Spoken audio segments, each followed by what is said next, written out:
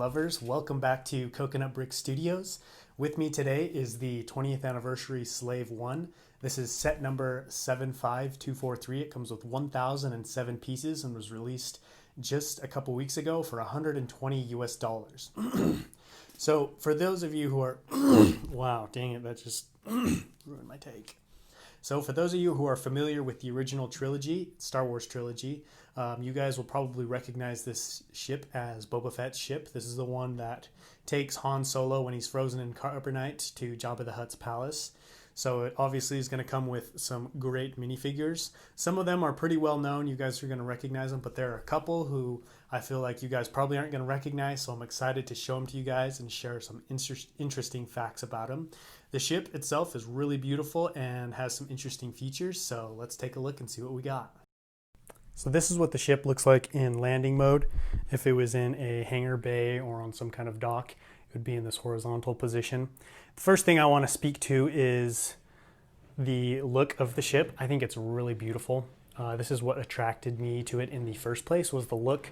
I typically wasn't a huge fan of the Slave 1. I've always thought it's kind of a strange looking ship. But when I saw this one, I really fell in love with it. Starting out on the bottom here, we've got twin blaster cannons. They rotate 360 degrees. Well, maybe not. Yep, 360 degrees. And then up here you have two spring-loaded missiles, and I'll show you how to fire those in a second. One disappointment that I had with this ship was the lack of hidden panels kind of in the side here. The UCS version and older versions of this Slave 1 have had hidden panels that pop out and you see missiles and cannons because, as you know, this ship's full of surprises. I mean, it's piloted by Boba Fett, probably one of the most feared bounty hunters in the galaxy. So you know there's going to be lots of crazy stuff. However, I don't think LEGO was really able to fit anything in, but that's okay. I'm not too heartbroken over it. Over here on the side, you've got the little flaps that turn like that. I don't really know what they're for. I'm guessing wings to kind of guide it. Another thing I want to talk about is just the coloring of the ship. I think LEGO did a really good job of making it look accurate. You've got the dark red bottoms with the dark red wing panels, and then you've got a little splash of orange right here, and then more light green, and then back to dark green right here, and it just looks so good. Just looks really good. I think LEGO did a good job. We've got two stickers on the back here. Unfortunately, I was not paying attention when I put them on, and I put this one on wrong. It's supposed to look like that, so that was really unfortunate, and I was kind of mad about that, but what can you do? So one cool thing I want to show you guys with the cockpit is the seat in it. I'm going to stick Han Solo in there for the example. So if you plop a minifigure in there, if it's in landed position like this, horizontal, as you can see, the minifigure is facing the controls like that. But when it goes into flying mode, the seat rotates and your minifigure is now facing forward. And I thought that was super cool because that way, if you want to display it in flying or landing mode or kind of want to fly it around, you don't have to pop open the cockpit and do it yourself. The ship does it for you. So that's a fun little play feature. In the cockpit is not super detailed. You've got some stickers. Let's see if you can see those. Yep. Stickers there on the sides. Can't really see that one. And then there is a printed piece right there. There you go. There's a better look at it. Still a fun little cockpit, and I'm glad they stuck those pieces in there. I hate it when they leave cockpits blank. So the other side is the same as the first one. You've got another wing, more cool pieces. And then the back looks pretty nice. Not as detailed as I would have liked, but still there is a good amount of stuff to look at. So you've got a carry handle right here, and I absolutely love this feature. I fly this ship all around my house now just because it's so easy and so fun. You also have two red buttons right here, and these are what you use to fire your spring-loaded missiles.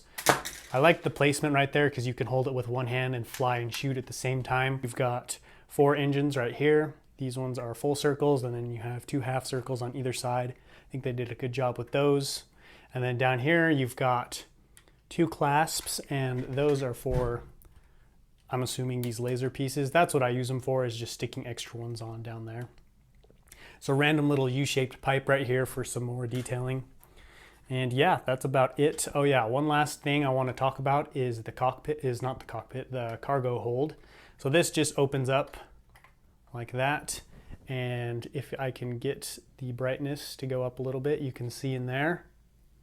Not a whole lot of space, mostly just room for Han Solo once he's in carbonite and maybe a couple of minifigures. So that's cool, nice little feature there. Let's take a look at the minifigures. This set includes these 5 minifigures and a Han Solo frozen in carbonite. First, we have the special edition Princess Leia. We've got a Boba Fett, a Han Solo not frozen in carbonite, and the bounty hunter named Forlom and the bounty hunter named Zuckuss. So let's take a look at each one of these guys. First one we're going to look at is Boba Fett, and I must say this is a very good looking Boba Fett. The amount of detail on him is impressive.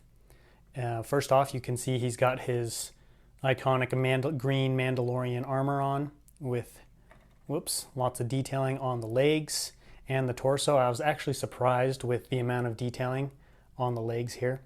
And on the helmet, you also have some interesting detailing. I'm going to take it off and show you guys. You've got some yellow markings on that side, some dings and some scrapes to really give his helmet a battered and used look, which I absolutely love. So Boba Fett has the angry clone face because if you guys don't know, Boba Fett was a clone of Jango Fett, who was the template for the clone troopers. So they all look the same because they're all based off of Jango Fett, and Boba Fett is his son. He's also got a cool blaster right here with a kind of a new look, kind of your non-conventional blaster. He also has his sweet jetpack on the back and a awesome side cape as well. Overall, I really love this minifigure, and I'm happy he's in my collection. Next up, we've got probably one of the best Han Solos in my opinion. I think he looks really good. He's got nothing too fancy. He's got some nice hair, jacket, and you can't really see it, but he's got like some detailing on his torso as well. You can see the silver belt buckle and some straps and stuff. He's also got a little pistol as well. This is the first, or I guess the second of the 3 bounty hunters. This is Forlom. He is a protocol droid who actually had a malfunction and reprogrammed himself to become a very deadly bounty hunter.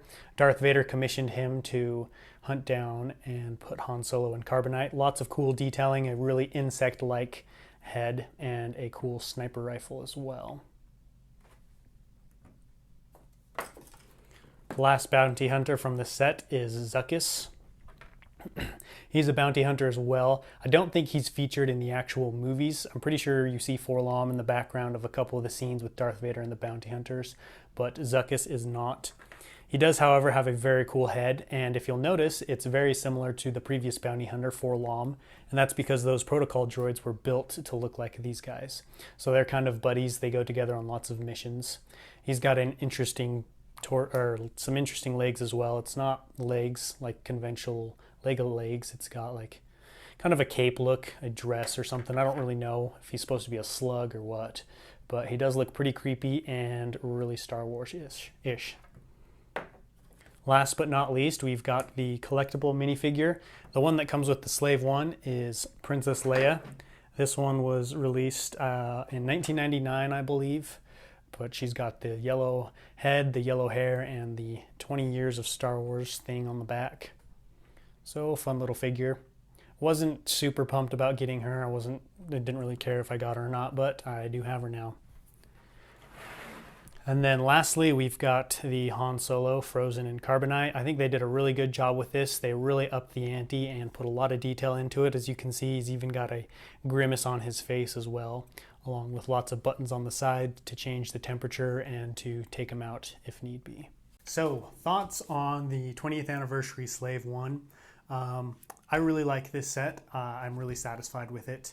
There are a lot of cool things that I like, but mostly I think it's refreshing to finally have a nice big collectible ship back out on the market. I feel like it's been a little while since Lego's put out a really cool looking ship that you can display and play with, but that's not too expensive. $120, I've heard some people say is a little steep, and it might be, but I think it's worth it for not only a cool ship, but this plethora of minifigures as well.